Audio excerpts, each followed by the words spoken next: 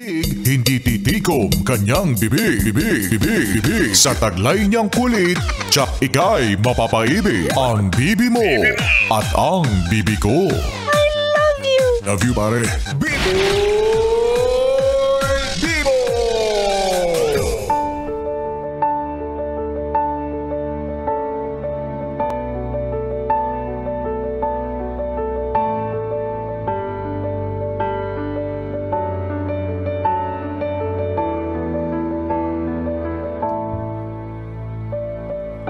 Gandang gabi, ako'y nagbabalik, DJ B-Boy Bibo, para sa ating tuloy-tuloy na BB Time tungkol sa usaping long-term relationship. Sus, naghahangad ng mahabang relasyon, pero yung pasensya niya mas maikli pa sa sinturon. Alam mo, Bibi, wala rin naman talaga yan sa haba ng pinagsamahan nyo. Oo. Minsan nasa kung papaano mo siya or paano kanya trinato. Oy, kasi yung iba dyan, nagtagal kasi nung una super okay pa. Akala mo, wow, bongga siya na talaga. Super green flag ang lahat, kumbaga. Pero nung tumagal, dun lumabas ang tunay na kulay. O, diba? From yung team song nyo, from palagi to true colors, man. I see your true colors.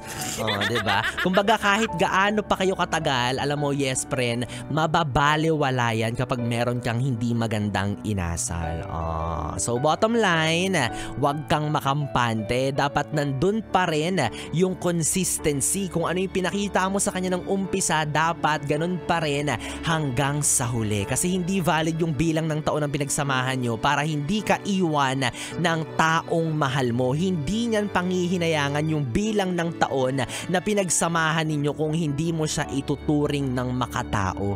Ay! Pag ganun si B-Boy, akala mo naman talaga, samantalang hanggang 3 months lang kaya ko. Or, di ba, sa hinaba-haba ng relasyon ninyo, napapansin niyang unti-unti ka nang nawawala ng respeto. Ay! Pero di ba gusto mo naman yun yung binabastos-bastos ka niya? Aminin mo, tuwan-tuwa ka nga kapag inaano ka niya. Ay, yung di mo wala ng respeto sa'yo, yung pinagsasabihan ka na ng masasamang salita habang hinihingal siya. Hindi kasi galit na galit.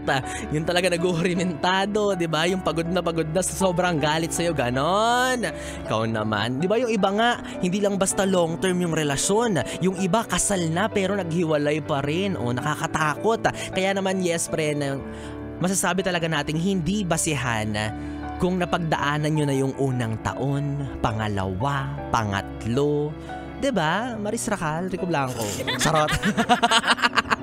Diba? Wala sa ano yan, yung sinasabi nating 3-year itch, 7-year itch. Kapag may isa talaga sa inyong nangate, kahit anong taon pa yan, talagang mababaliwala ang lahat.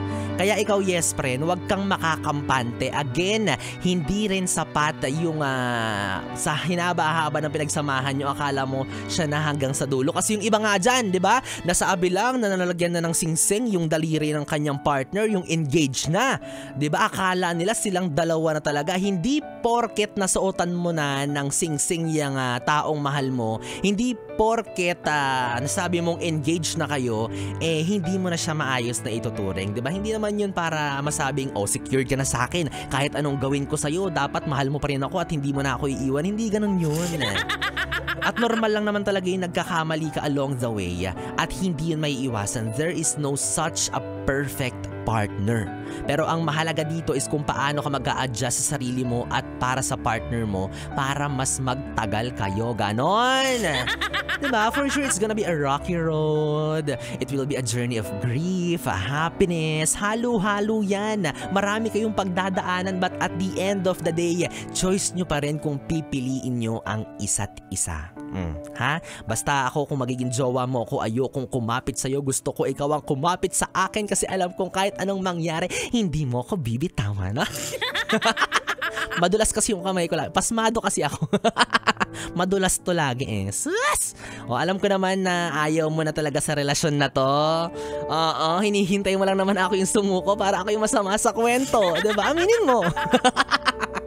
May mga ganyan, 'di ba? Na pinapatagal pa ng pinapatagal para lang masabing strong sila, pero ang totoo, toxic na.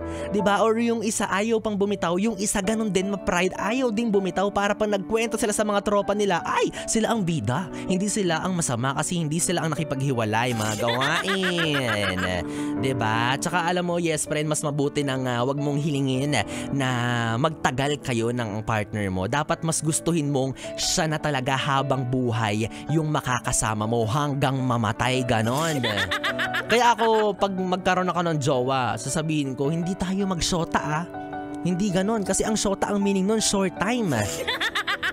Oo. At ako, masisigurado ko sa'yo na pang long term ako, kasama kita hanggang sa pagtanda ko. Ako pa mismo ang magbababad ng pustiso mo sa baso. Ganon ako ka-loyal sa'yo. Kahit magkadabasag-basag na yung braces mo, ako magtatabi ng bracket mo. Ganon magmahal si Biboy Bibo, di ba? Para pag bumalik ka sa dentista mo, makakatipid tayo. Yun lang man talaga yung purpose nun.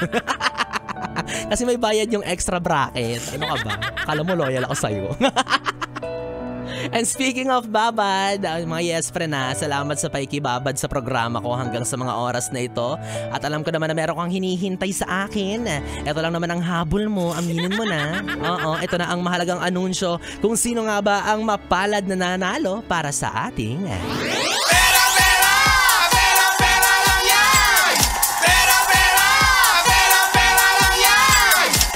yes, friend! Lakasan mo na ang volume ng radyo mo dahil baka pangalan mo na ang babanggitin ni Biboy Bibo. Kaya wag na nating patagalin pa. Congratulations!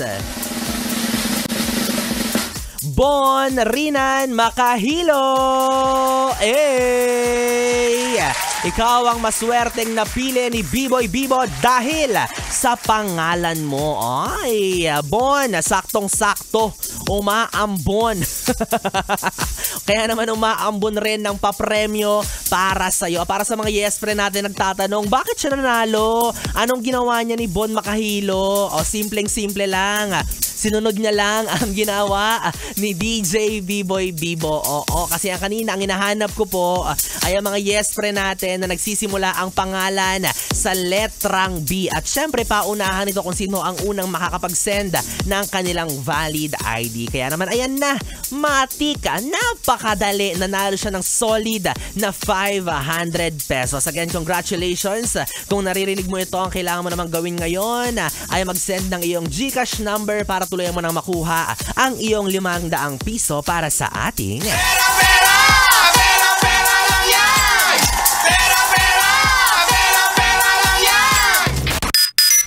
wala na guys mga yes friend, 3 oras na BB time na naman ang ating pinagsamahan. Nakapiling mo ang BB mo sa radyo.